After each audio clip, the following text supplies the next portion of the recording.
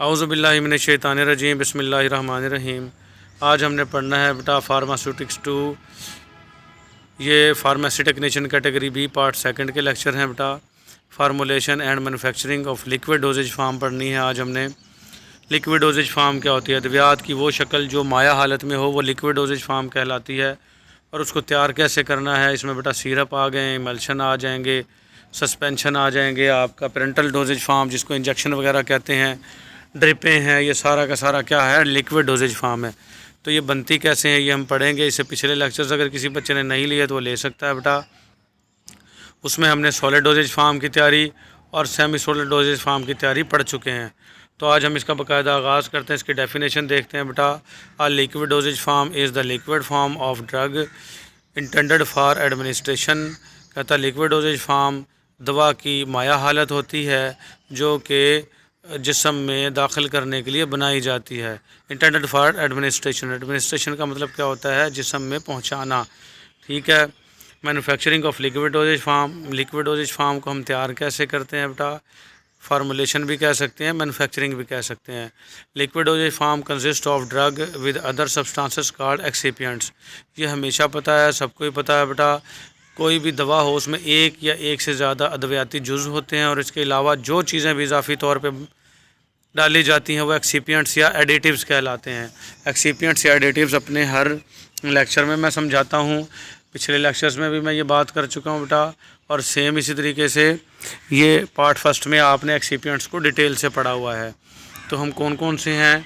Sweetening agent मीठा करने वाले, फ्लेवरिंग एजेंट जायका देने वाले, कलरिंग एजेंट रंग देने वाले रंगदार मादे, विस्कोसिटी कंट्रोल गाढ़ापन कंट्रोल करने वाले मादे, प्रिजर्वेटिव हिफाजत करने वाले, महफूज करने वाले, बैक्टीरिया वगैरह से महफूज करने वाले। और उसमें बफ़र भी आ जाएंगे। बफ़र क्या है? पीएच में तब्दीली के ख़िलाफ़ मज़ाहमत करते हैं।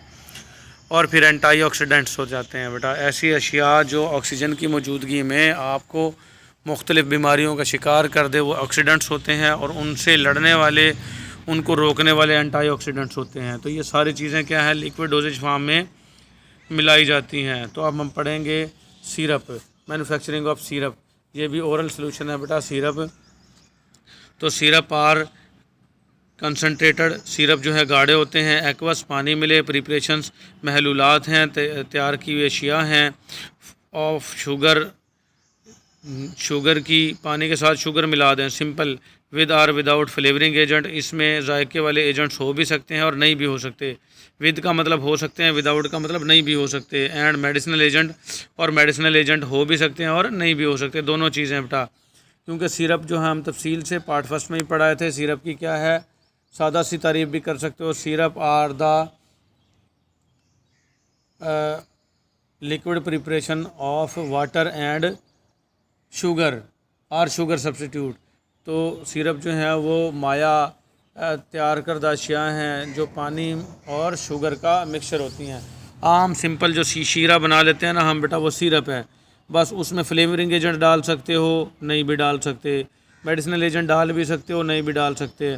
सिरप की वैसे भी 3 किस्में होती हैं, simple syrup, medicated syrup and flavoured syrup. ठीक है। तो सिंपल सिरप सिर्फ चीनी और पानी होगा उसमें। मेडिकेटेड सिरप में कोई अद्वियाती जुज़ शामिल होगा, और फ्लेवर्ड सिरप में सिर्फ कोई जायका शामिल होगा, कोई अद्वियाती जुज़ वगैरह शामिल नहीं होगा। तो मज़ीद इसको पढ़ते हैं बेटा। The following components are present in addition to API and water. कहता मंदरजा झेल कंपोनेंट्स हैं मौजूद होते हैं एपीआई के साथ और वाटर के साथ। एपीआई है, एपीआई कहते हैं बेटा एक्टिव फार्मास्यूटिकल इंग्रेडिएंट, जिसको अद्वियाती जुज़ भी कहते हैं। और पानी होता है। इसके अलावा कौन सी हैं? शुगर, यूजली सक्रोज होती है। शुगर में आमतौर पर सक्रोज शुगर होती है, या शुगर सब्स्टिट्यूट, या शुगर की कोई मुतबादल चीज़ होती है मीठा करने वाली। प्रोवाइड स्वीटनेस एंड विस्कोसिटी, और ये शुगर सब्स्टिट्यूट क्या है? आपको मिठास भी देती है और गाढ़ापन भी देती है। फिर आ जाएंगे प्रिजर्वेटिव, महफूज करने वाली अशिया, फ्लेवरिंग एजेंट जायके वाली, एंड कलरिंग एजेंट और रंगदार मादे, ये सिरप में मौजूद होते हैं। There are 4 different method use for the manufacturing of syrups. Syrup को इस्तेमाल बनाने के 4 मुख्तलिफ़ तरीके हैं। ये मारूजियाँ याद किया करें बेटा। मारूजी आ सकती हैं कि सिरप को बनाने के कितने तरीके हैं, तो आपने बताना 4। Solution with heat or hot method, solution बनाना है हीट के साथ गर्म करके, जैसे हम शीरा बनाते हैं जलेबियों वगैरह के लिए, आपने देखा होगा मिठाइयों के लिए शीरा बनता है तो उसके नीचे आग लगाई होती है और चीनी को मिक्सअप किया जा रहा होता है। सेम वही तरीका है सोल्यूशन विद हीट और हॉट मेथड। ठीक है, उसके बाद आ जाएगा एजिटेशन विदाउट हीटिंग। एजिटेशन कहते हैं हिलाना बेटा बगैर हीटिंग के। जैसे हम घर में रूह अफ़ज़ा का शरबत बनाते हैं, उसमें हम हीटिंग नहीं करते, सिर्फ उसको हिलाते हैं, चम्मच के साथ मिक्सअप करते हैं या डोंगे के साथ मिक्सअप करते हैं, तो वो क्या कहलाएगा? एजिटेशन। एजिटेशन विदाउट हीटिंग, पहला तरीका हीट के साथ, दूसरा बगैर हीटिंग के है। Addition of sucrose to the medicated liquid और टू द फ्लेवर्ड लिक्विड, या तीसरा तरीका है बेटा पहले से ही मेडिकेटेड लिक्विड बना हुआ है या फ्लेवर्ड लिक्विड बना हुआ है, उसमें सिर्फ चीनी मिला देना। ठीक है, ये तीसरा तरीका है। और चौथा क्या है? परकुलेशन। परकुलेशन का मेथड आपने फार्माकोग्नोसी में पिछली बार पढ़ा है। तो परकुलेटर यूज़ होता है उसके अंदर बेटा। ये परकुलेशन अगर किसी को नहीं पता तो मेरे पिछले लेक्चर भी सुन सकता है और उसमें नेट पे भी जाके देख सकता है। एक परकुलेटर होता है, एक आला जिसको हम परकुलेटर कहते हैं, उसमें आप ये सिरप तैयार कर सकते हो। तो solution with or without heat with heat or hot method. तो पहला तरीका का क्या है सिरप बनाने का? Solution with heat or hot method. तो हम बेटा सोल्यूशन बनाएंगे इसका, इसको कहते हैं for thermostable or non volatile ingredients. तो ये बहुत ज़्यादा शर्त है बेटा इसकी कि ऐसे इंग्रेडिएंट्स को आपने हॉट मेथड से बनाना है जो थर्मोस्टेबल इंग्रेडिएंट हो, यानी कि हीट से वो ख़राब ना होते हों, उनको क्या कहेंगे? थर्मोस्टेबल। और नॉन वोलेटाइल इंग्रेडिएंट्स, ऐसे इंग्रेडिएंट्स जो उड़ते ना हों। तो बेटा अगर उड़ने वाले हुए, अगर उनको आपने गर्म कर दिया तो फिर दुआ ही मिलेगी, फिर कितनी पीछे कुछ नहीं मिलेगा, उड़ जाएंगे वो। तो ऐसे इंग्रेडिएंट्स के लिए है ये कि जो नॉन वोलेटाइल होंगे और थर्मोस्टेबल होंगे। Sugar is added to the purified water. खालिश पानी में आप चीनी मिला दोगे, सादा सी बात है, शीरा बनाया जा रहा है बेटा। हीट इज़ अप्लाइड, और नीचे से गर्म करेंगे। Then other heat stable components are added, और फिर दूसरे ऐसे सब्सटेंसेस, ऐसे कंपोनेंट्स जिनको हीट से कुछ असर नहीं पड़ेगा, ख़राब नहीं होंगे, वो ऐड कर देंगे। The mixture is allowed to cool, और फिर मिक्सचर को ठंडा होने देंगे। And the volume is adjusted by addition of water, और फाइनल जो उसका हुजम है, वॉल्यूम है, मज़ीद पानी मिक्सअप करके उसको आप एडजस्ट कर लोगे। तो ये तो सिंपल था कि हीट स्टेबल जो कंपोनेंट्स थे उनके लिए हॉट मेथड का यूज़ किया जाए। फिर दूसरा क्या है? For thermolabile or volatile ingredients. Thermolabile वैसे होंगे जो हीट से ख़राब हो जाएंगे, थर्मोस्टेबल हीट से ख़राब नहीं होंगे बेटा, ये लफ्ज़ों पे गौर करना है।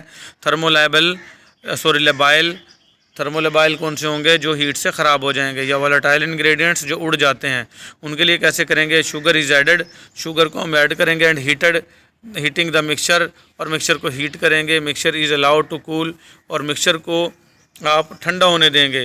The volatile or thermolabile ingredients are then added, और फिर ये जो वोलेटाइल या थर्मोलेबाइल इंग्रेडिएंट्स हैं इनको ठंडा होने के बाद इसमें ऐड करोगे।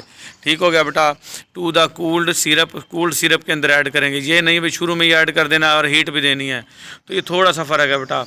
ये थर्मोलेबाइल और वोलेटाइल इंग्रेडिएंट्स के लिए पहले मिक्सचर को आप शीरा बना लोगे, शीरा जब ठंडा हो जाएगा फिर आपने इन इंग्रेडिएंट्स को डालना है।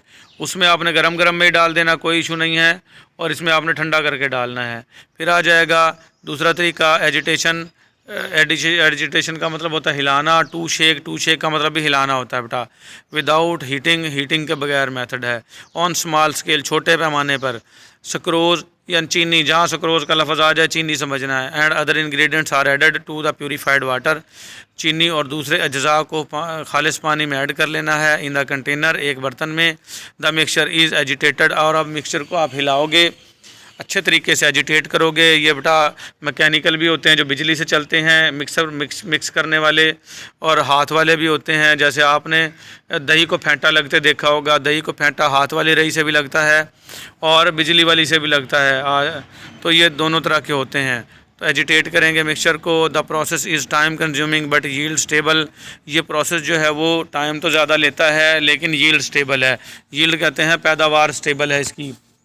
हीट वाले में बेटा पैदावार स्टेबल नहीं होती, क्योंकि उसमें कुछ अज्जा जो हैं वो बुखारात बनकर उड़ जाते हैं। इसकी मिसाल मैं आपको ऐसे ही दे सकता हूँ, जैसा कि आपने चीनी का शरबत मिलाया है बग़ैर हीट के। जैसे हम रूह अफ़ज़ा अगर 5 गिलास डालें तो 5 ही निकलेंगे, उसमें ज़ाया नहीं होंगे। लेकिन अगर हम चाय पकाएंगे, चाय के लिए हमें हीट करते हैं, अगर हमने 5 कप पानी डाला था तो वो 1 कप उड़ जाएगा और 4 कप ही बचेगी। तो ये यहाँ पे ये बात की जा रही है कि ये प्रोसेस जो बगैर हीट के है ये टाइम कंज्यूमिंग तो है, लेकिन यील्ड स्टेबल है, इसमें पैदावार स्टेबल मिलेगी, यील्ड स्टेबल प्रोडक्ट्स मिलेंगे इसमें बेटा। ऑन लार्ज स्केल, बड़े पैमाने पर क्या करेंगे, ह्यूज गिलास और stainless steel tanks with mechanical stirrer are use. इसमें ह्यूज बड़े बड़े गिलास शीशे के बने हुए और स्टेनलेस स्टील या स्टील के बने हुए। ये स्टेनलेस स्टील ऐसा होता है बेटा फूड ग्रेड मटेरियल का माना जाता है, इसके अंदर जंग वगैरह नहीं लगता। अगर लोहे के हों तो उसको जंग लग के वो ख़राब हो जाते हैं। तो स्टेनलेस स्टील के फूड ग्रेड के होते हैं बड़े बड़े टैंक, और उनके अंदर मैकेनिकल स्टीरर, मैकेनिकल यानी बिजली से चलने वाली हिलानियाँ स्टीरर्स लगी होती हैं और यूज़ इस्तेमाल होती हैं। Water soluble ingredients are mixed in the small amount of water. पानी में जो हल होने वाले इंग्रेडिएंट्स हैं उनको मिक्स करेंगे पानी की थोड़ी सी मिकदार में। Then other substances are added, और दूसरे सब्सटेंसेस का भी इजाफा कर देंगे। ये तो था हमारा दूसरा तरीका बेटा विदाउट हीट वाला। फिर तीसरा कौन सा, addition of sucrose to a medicated liquid or to a flavoured liquid. पहले से अद्वियाती लिक्विड है या जायकेदार लिक्विड है, उसमें सिर्फ चीनी का इस्तेमाल करना है। ये सिरप बनाने का तीसरा तरीका है। इन सम प्रिपरेशंस, कुछ ऐसी तैयारियां हैं आपकी, where tinctures are use as a ingredients, जहाँ पर टिंक्चर्स इस्तेमाल की जाती हैं इंग्रेडिएंट्स के तौर पर, अज्जा के तौर पर इंग्रेडिएंट्स। टिंक्चर क्या होती हैं बेटा, जैसे आपने पायोडीन देखी हो, वो टिंक्चर है आपकी जो ज़ख्मों पे लगाते हैं। इस तरह से कुछ पीने वाले टिंक्चर्स भी होते हैं। ये माजी की बातें हो गई हैं। पहले के दौर में आया करते थे टिंक्चर्स जिनका जायका बड़ा गंदा होता था, बैड टेस्ट होता था और पीते नहीं थे बच्चे वगैरह, या बूढ़े लोग कहते थे परा भाला हो को। तो इसलिए जो है ये बेटा टिंक्चर्स जो हैं इसमें इस्तेमाल किए जाते हैं। Unnecessary alcohol soluble contents of that tinctures is separated out by mixing with water. तो जो अननेसेसरी गैर ज़रूरी अल्कोहल सॉल्युबल, अल्कोहल में हल होने वाले जो कंटेंट्स थे टिंक्चर के, वो अलग हो जाएंगे जैसे ही आप इसको पानी में मिक्स करोगे। ठीक हो गया। Allow to settle the unnecessary substances and filter, जो ये अननेसेसरी सब्सटेंसेस हैं ये नीचे बैठ जाएं, इसको अलाउ करें और इनको नीचे बैठने दें, और फिर बाद में निथार लें, फ़िल्टर कर लें। Sugar is then dissolved in the filtrate obtained, और जब ये फ़िल्ट्रेट आपको मिल जाए, जो अनडिज़ायर्ड अननेसेसरी सब्सटेंसेस तो जो नीचे बैठ गए हैं वो जब नीचे बैठ जाएंगे तो आप इसमें शुगर ऐड कर देंगे लास्ट में। तो ये बताना क्या चाह रहा है, ये था बेटा लफ्ज़ी तर्जमा। ये ऐसा था कि जो टिंक्चर है, टिंक्चर में कुछ गैर ज़रूरी चीज़ें भी होती हैं, जैसे ही पानी मिलाओगे तो गैर ज़रूरी चीज़ें वो सिर्फ अल्कोहल, यानी टिंक्चर में हमेशा अल्कोहल ही होती है बेटा। तो अल्कोहल में जो हल हुई हुई थी ना चीज़ें, तो जब पानी की मिकदार ज़्यादा हो जाएगी, अल्कोहल की कम हो जाएगी, तो उनका हल होना फिर बनेगा नहीं और वो नीचे बैठना शुरू हो जाएंगे। फिर उसको नीचे बैठने दें और ऊपर से निथार लें और उसको साफ़ कर लें, और जो महलूल बच जाएगा साफ़ करने के बाद उसमें आपने शुगर ऐड करनी है। नोट क्या है, if the tincture is miscible, अगर टिंक्चर जो है वो हल होने वाली हो, then it is simply added to the simple syrup, और फिर उसको सिर्फ सिंपल सिरप में ऐड कर देंगे to flavoured syrup, flavoured syrup को। तो सिंपल सिरप को फ्लेवर्ड सिरप में ऐड कर देंगे अगर टिंक्चर में मिसिबल है। अगर मतलब यानी कि उसके जो अज्जा हैं उसमें अननेसेसरी अज्जा जो मौजूद हैं वो नीचे बैठना नहीं चाहते, अलग होना नहीं चाहते, मिसिबल हैं। एक होता है इमिसिबल, एक होता है मिसिबल। मिसिबल कहते हैं बेटा जो मिक्सअप हो जाएं, इमिसिबल कहते हैं जो मिक्सअप ना हो। तो अगर ये मिसिबल हों, मिक्सअप होने वाले हों, तो कोई टेंशन नहीं है, आप सिर्फ सिंपल सिरप को फ्लेवर्ड सिरप में ऐड कर देंगे। फिर आ जाएगा बेटा परकुलेशन। परकुलेशन का तरीक़ाकार पहले पढ़ाया हूँ। इन दिस मेथड, इस तरीक़ाकार में एन एक्सट्रैक्ट इज़ परकुलेटेड आउट, जो आपने अखज़ की गई एक्सट्रैक्ट जो है उसको आप परकुलेट कर लोगे from the medicinal component, medicinal component के साथ ऑफ अ ड्रग सोर्स, अद्वियाती जो सोर्स होगा उसके साथ, ऐड टू द सिरप, और इसके सिरप में इसको आप ऐड कर दोगे। ये बताना ये चाह रहा है बेटा परकुलेटर एक होता है ऐसा आला, आप समझ लो वो बोतल है, ऊपर से भी खुली है और नीचे से भी खुली है। तो उसमें करते क्या हैं, जो मिक्सचर आपने जिसमें अद्वियाती जुज़ शामिल होता है उसको पहले उसमें पैक कर देते हैं और ऊपर से कोई महलूल डालते हैं। तो महलूल ना उस पैक हुई हुई ड्रग के अंदर से ना हो के गुज़रता है और कुछ अद्वियाती जुज़ भी उसमें शामिल हो जाते हैं। तो ये परकुलेशन का तरीका है। आपने सिर्फ इसकी तारीफ़ ही याद कर लेनी है, और जो बच्चा इसकी मज़ीद गहराई में जाना चाहे वो नेट से इसको सर्च कर सकता है। Formulation and manufacturing of parenteral dosage form. ये पेरेंटल डोजेज फार्म क्या होती हैं? ऐसी अद्वियात जो आपको इंजेक्शन के ज़रिए दी जाती हैं, ये पेरेंटल डोजेज फार्म होती हैं। ये भी लिक्विड डोजेज फार्म हैं। ये अगले लेक्चर में पढ़ेंगे। आज के लिए हमारा इतना ही, मिलेंगे अगले लेक्चर में। अल्लाह हाफिज़।